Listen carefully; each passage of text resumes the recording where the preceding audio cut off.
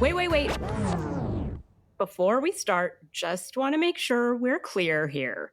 While this podcast talks about sobriety, mental health, and addiction, it is not meant to replace professional medical advice.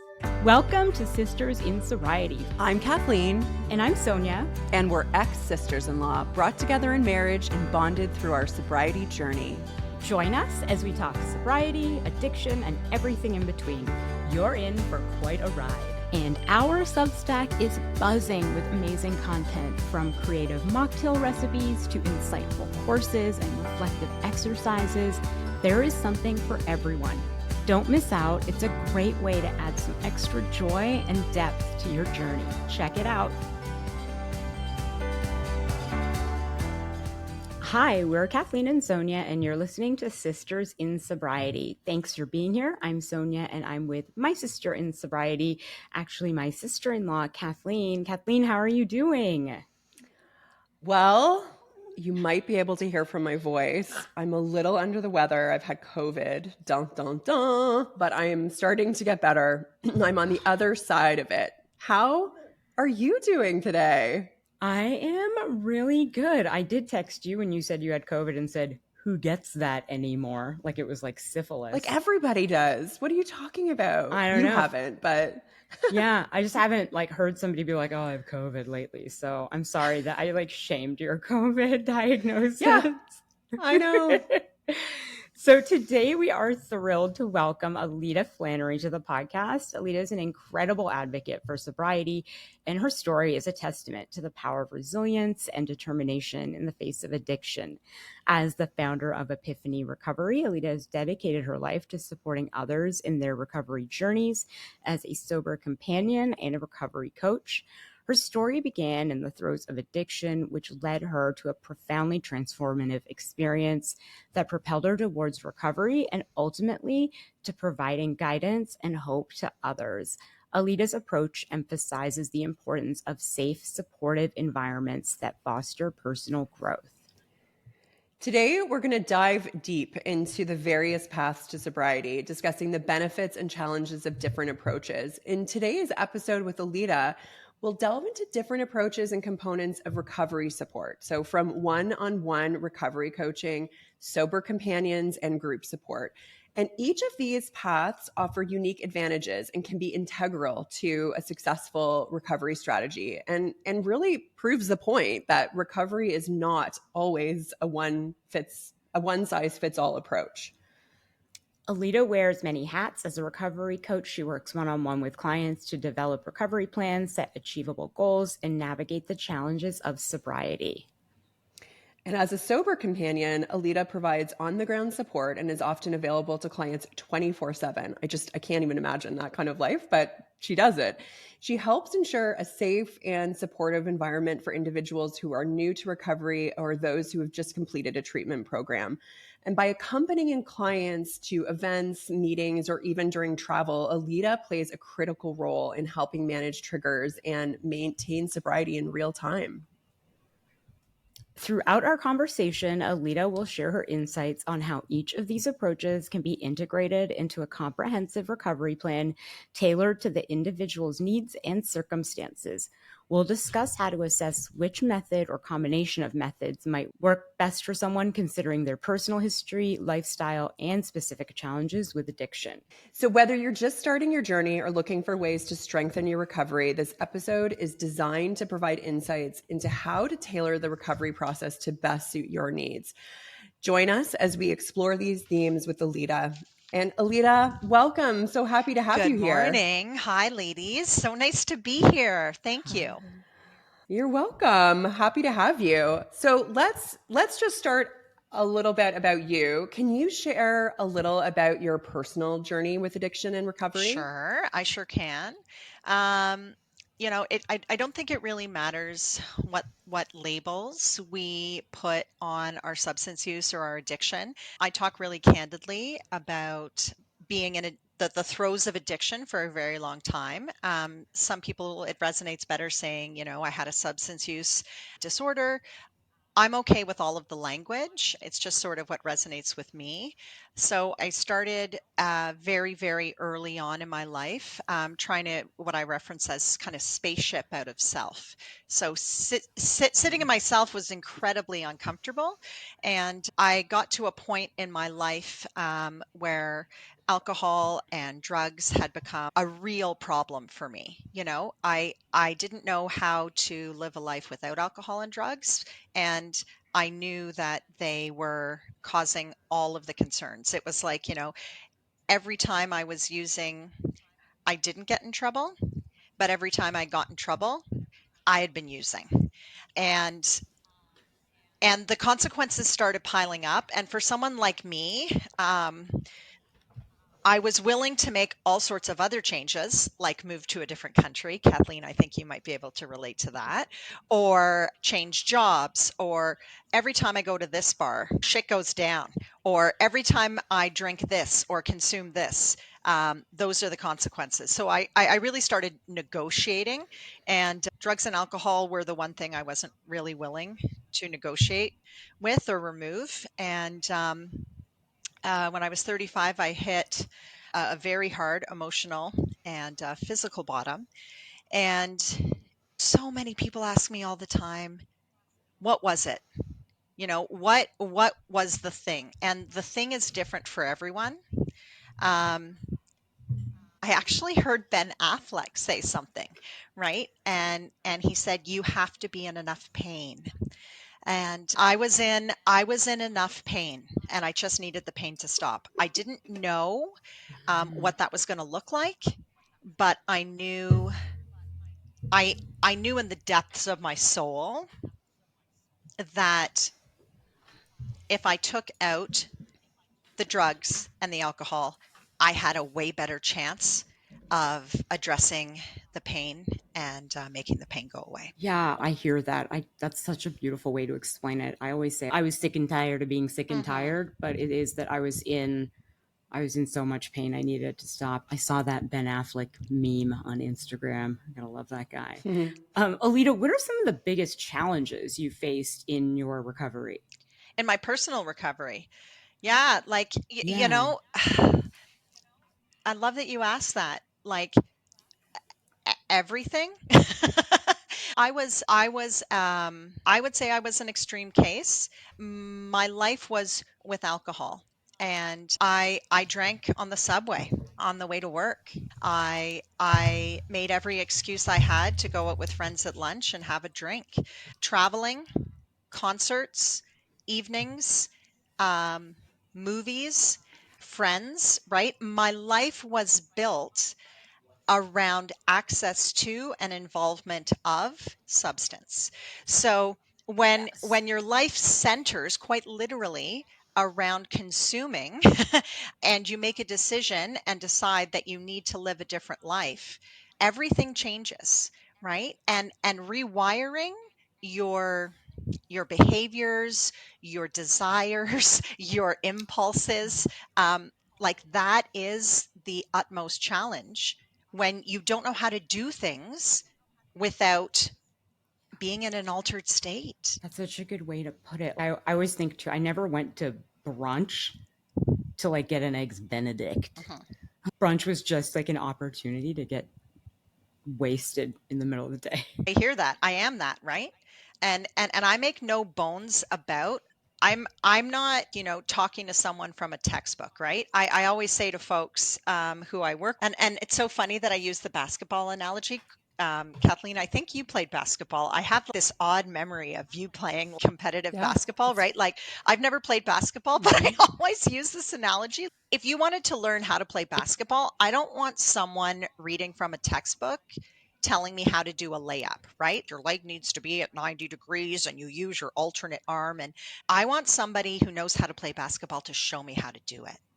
And for me, I needed to look to people who were doing this damn thing and who had walked down the dark tunnel and who could kind of shine a light down it and be like, hey, follow me. I know how to do this tunnel. I know how to go to brunch and keep myself safe and have a good time without needing 6 mimosas. You know, I am the girl who would arrive at brunch if I if I could, considerably earlier and get the drinks in me and cash out before everyone else arrived, I could be in a place where I could engage with those people without them judging me for how much I was drinking during that brunch, or I would just pre-drink before I got to the brunch. And listen, I make no bones about saying if I could live a life drinking alcohol, like I liked it. And I romanticize it. I like having a glass of wine with dinner, but it wasn't a glass of wine. I never had the ability to do that. I had a very big wake up call. And so having someone kind of walk with you and say, like, hey, let's do this brunch thing. Let's test it out. Let's go to brunch together and see if you can do it. Like, it sounds odd to say, but that sort of exposure therapy is actually really important as we transition into a sober life. So, Alida, in an effort to be fully transparent with our listeners, because you mentioned basketball and that you remembered I played basketball. So, Alida and I have known each other, well, I guess over 20 years. And so we went to school together, and then we orbited each other for a while, and then we actually worked together.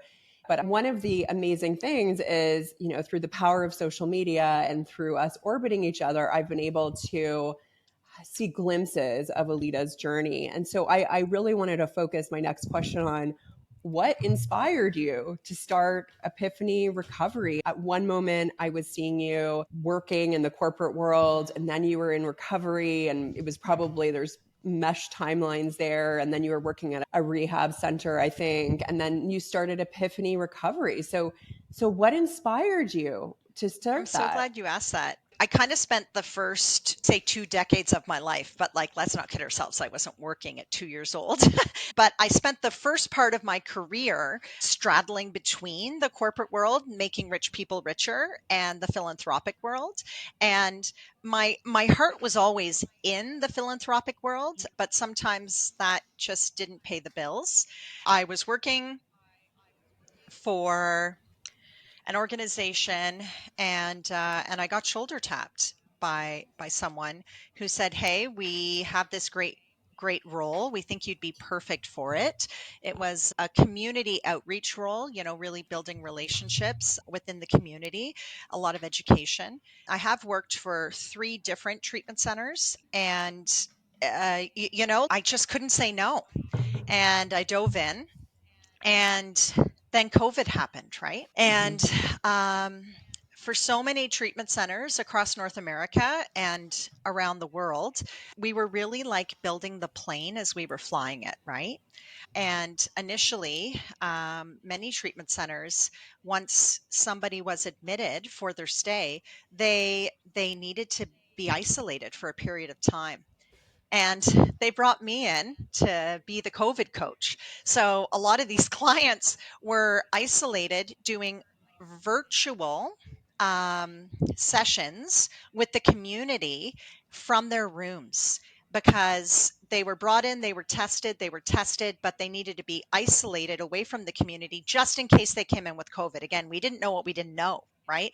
Everyone was doing their best. And I would go in kind of with a hazmat suit and coach these guys. And they were out of their home environments, or they were out of their using environments and in a safe place, right? And they were stabilizing and they were detoxing. And once that detox process was completed, if you will, they needed connection. They needed in real life connection. And I was that person for them. And as I was doing this, COVID coaching and getting these folks acclimatized to being in treatment, I knew in my soul that this is where I needed to be and that this is what I needed to be doing.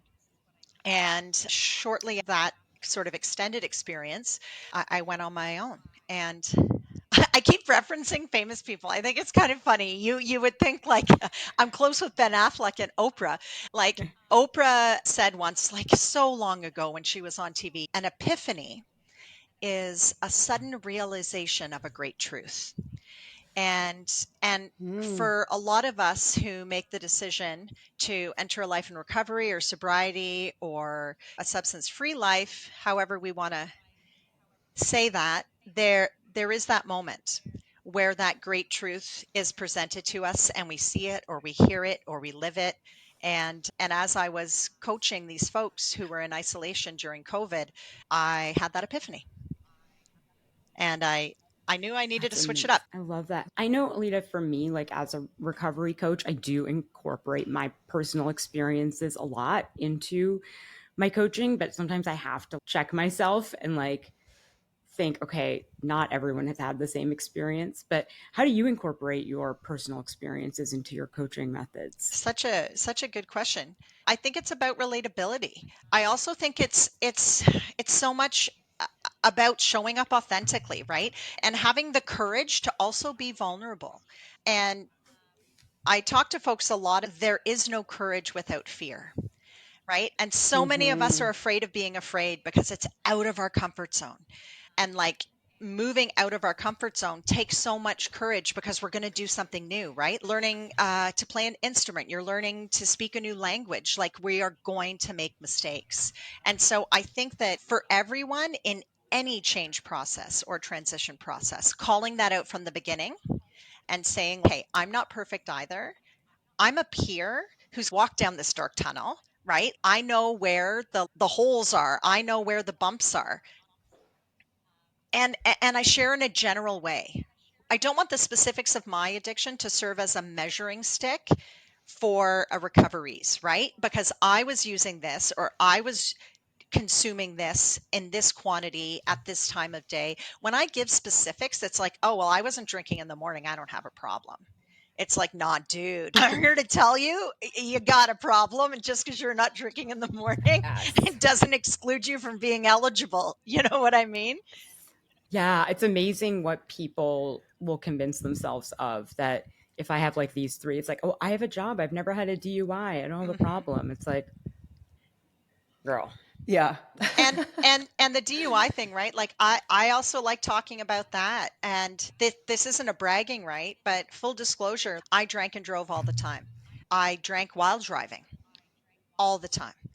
And the only difference between me and the person who has a DUI or is sitting in prison is that I didn't kill the family with the minivan, right? For whatever reason, the universe, and I get a bit emotional if I'm going to be honest, right? Orchestrated itself in such a way that I didn't find myself in that situation.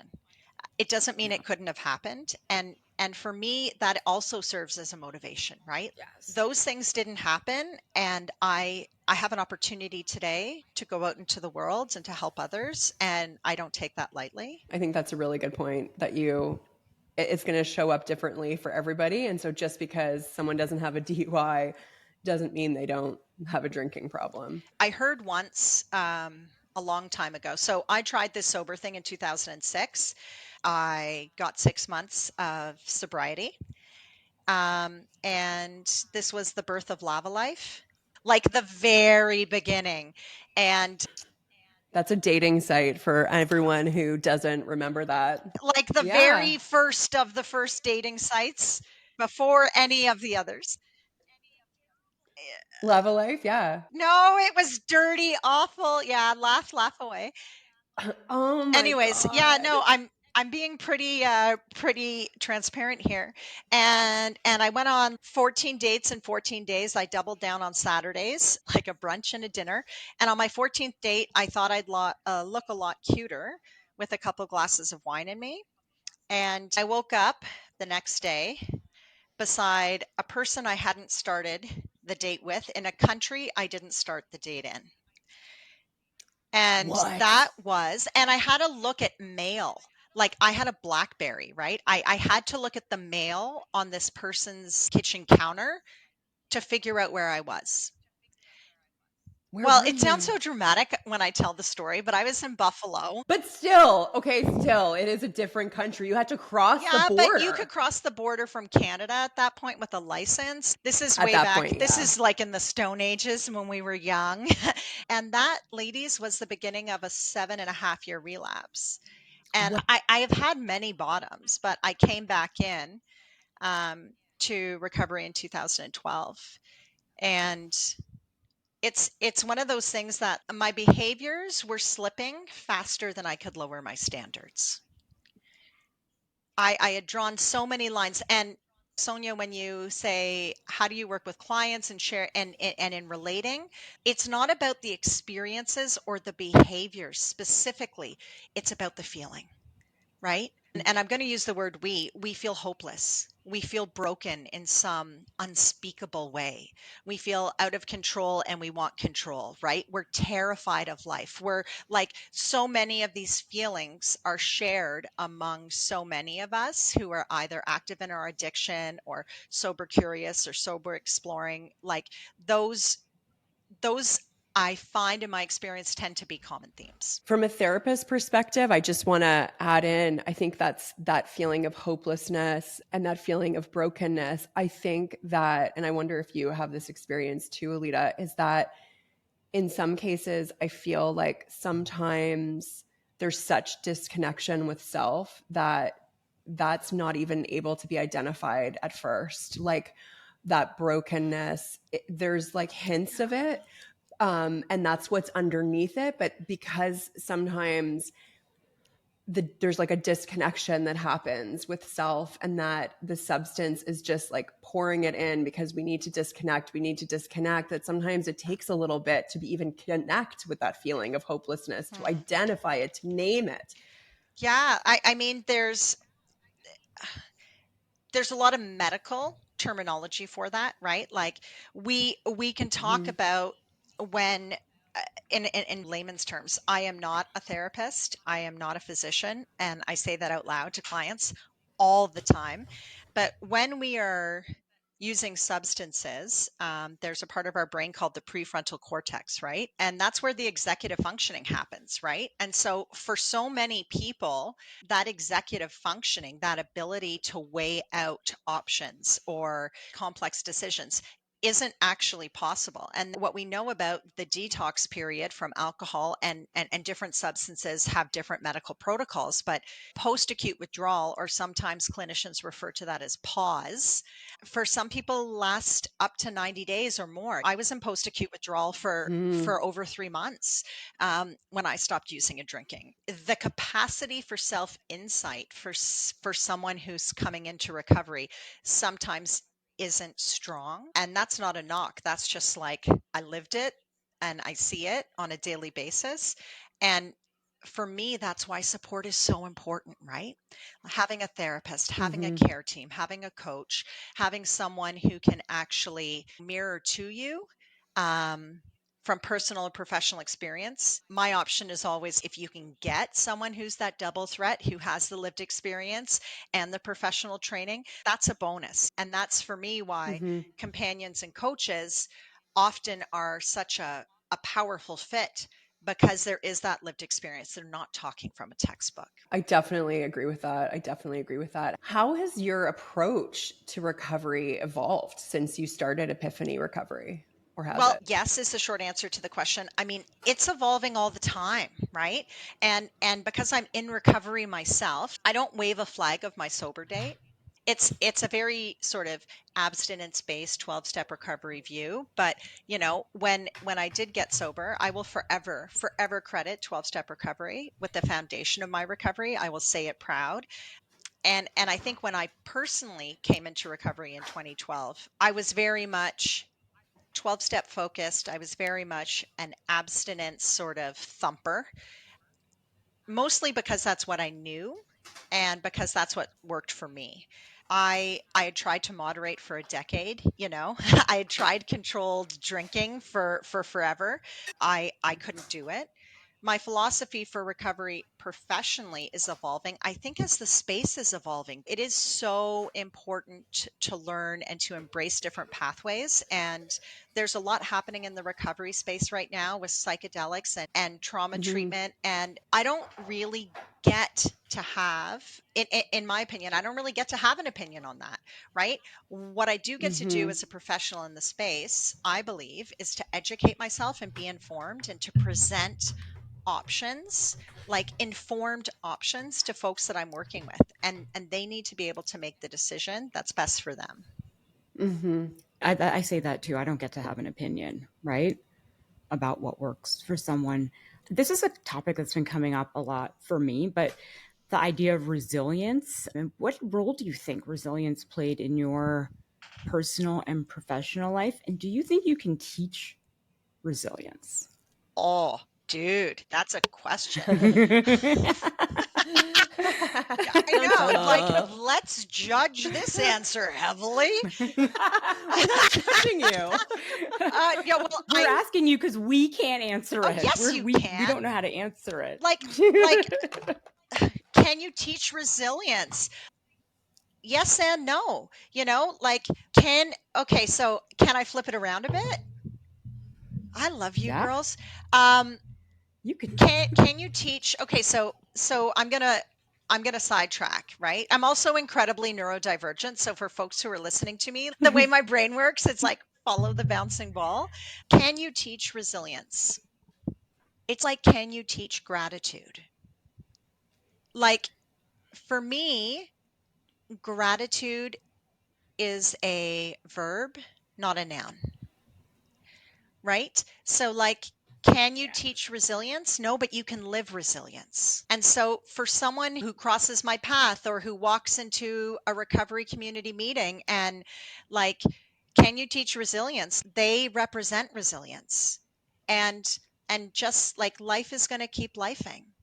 And whether we're active in our use, or whether we're active in our recovery, or whether we're kind of in that purgatory or stagnant phase of like, I'm not drinking or using, but I hate my life. I felt in sort of the first few years of recovery, right? Like, I thought I'd resigned myself to a life of boredom, where I made my bed, like, every morning and went to meetings at night and smoked 2 packs of cigarettes and drank like 4 liters of Diet Coke. No exaggeration, right? Like, I didn't know how to exist. And I felt so empty, right? But that is also resilience. Resilience is those like empty periods. Resilience is continuing, right? And so I would propose that we don't teach resilience. We can model resilience. We can talk about resilience, but I think resilience is a verb, and so we can walk with someone and support someone on their path, and every day they will be resilient, whether they have a reoccurrence or whether they're practicing a program of abstinence, or whether rewiring your soul and yourself is an act of resilience. Yes. That's exactly it. Yeah. I love that.